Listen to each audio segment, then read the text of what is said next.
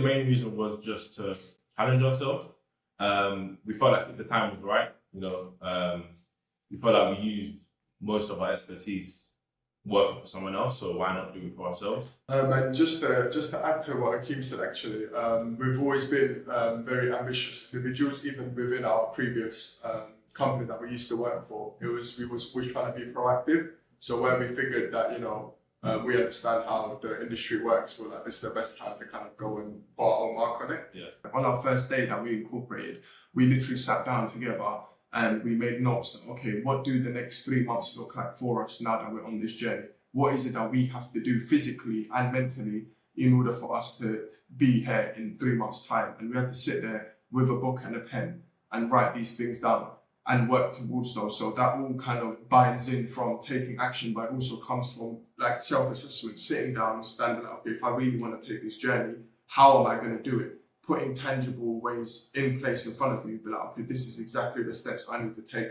to get to this, to get to where I need to be. So we explored, one of the options we explored was starting completely out on ourselves. That was something we obviously thought that we might be able to do. And there was a few other startup companies that we spoke with. But the reason that they weren't so convincing was because they were very traditional startup companies. And this is where RecruitHub sets itself aside. It's more modern. It provided us with also an international reach. RecruitHub, they function in just not London, in other cities in the world as well.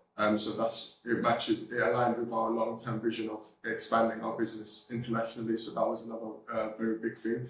Also, obviously, the tech stack that was on offer from RecruitHub, the CRM system, for example, some of the most latest innovations in the industry that we will be able to use. I'd say the tech stack, the support and the community is strong. I feel like you can always speak to whoever you want. They're using the Slack. Any questions or you need some advice, you can always speak to experienced directors who have already done it for the past couple of years. The support with the RecruitHub team is good as well. It's on tap. If you need to get a hold of anyone, it's not hard. You just drop them a message and then they'll be in touch with you as soon as possible. I think that's one of the main reasons why as well, because Edmund and the team, they have experience of launching our company. So whenever we have a question or anything we want to show about, they're always pointing us in the right direction. So that's big for us. Most impressive thing so far has been the community, being able to speak to like-minded founders, attending days like the Solopreneur that we've had not too long ago, and other training sessions that the RecruitHub put into place for founders and everyone to kind of get together, share ideas, share opinions, seek help. That's definitely been, especially as founders, it's the most important thing, I'd say, being in a community with like-minded individuals. It makes you feel comfortable in what you're doing.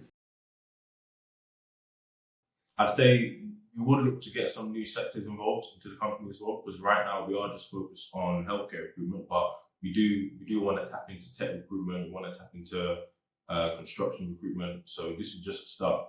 But in the next 12 to 24 months, we want to take it elsewhere. And adding to what Akeem said, I think when it comes to the long-term vision, we want to use the platform to expand our business beyond the other countries and beyond other continents. So that falls in line with something that we're trying to do as well.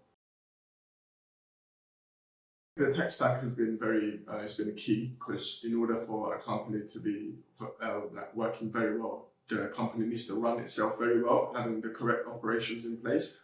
And some of the support that we've got from RecruitHub with the platforms that they've given us access to, the CRM system, the different AI tools that we work with for recruitment, and also on a business side, they've really kind of given us like a boost in the way the company operates at such an early stage. And that is something that's only going to grow, it's only going to get better, it's only going to, more investors only going to go into it to get to, when it comes to scaling up, like when it comes to hitting our long-term vision, these are the things that are going to help us get to that stage. We're used to the traditional way of recruiting, cold calling, speaking to candidates on the phone, clients on the phone, trying to get their emails. But with the tech stack that we've got from RecruitHub, that shortens the time so much. Things like Sourcewell, Sourcebreaker. If you wanted to get a client's email, it literally takes 2 seconds. You just go on LinkedIn and then you can filter through to find the email.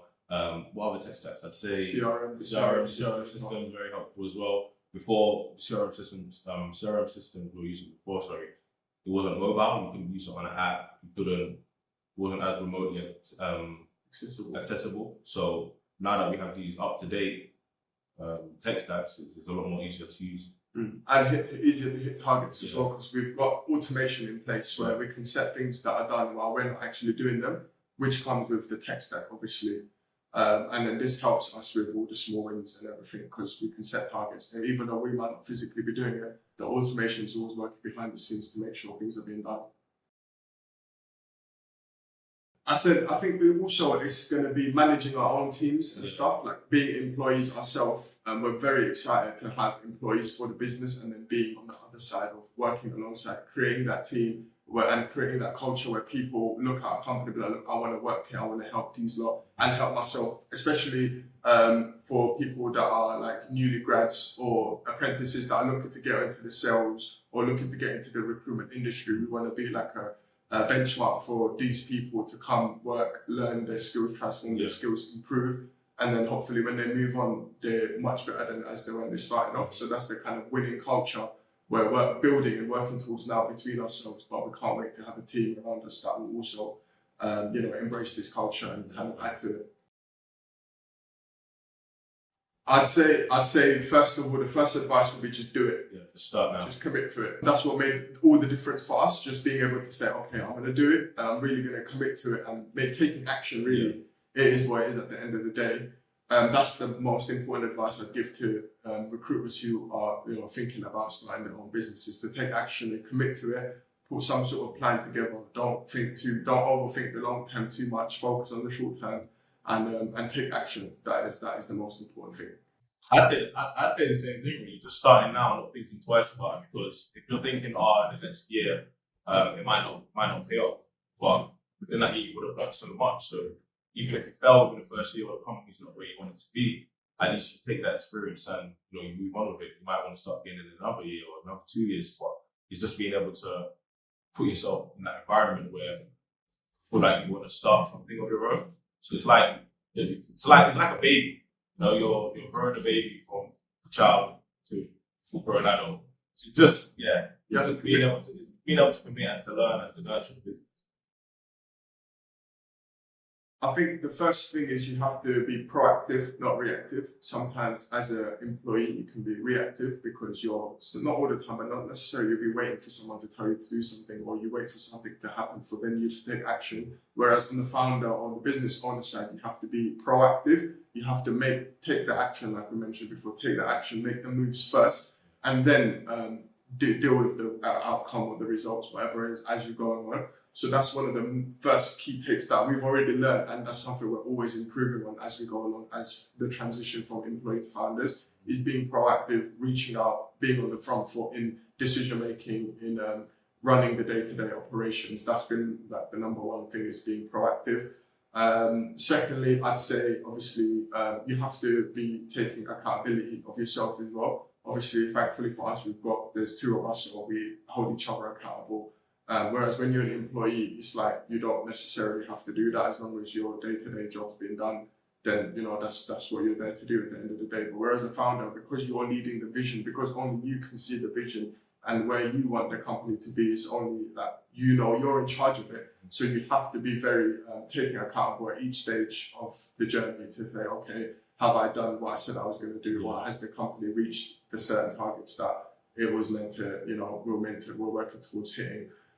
So that's definitely two of the most important takeaways that we've learned in the transition, is accountability and being proactive. And I think Akeem would like to add one more. Yeah, I like to say being responsible as well, touching base what you said.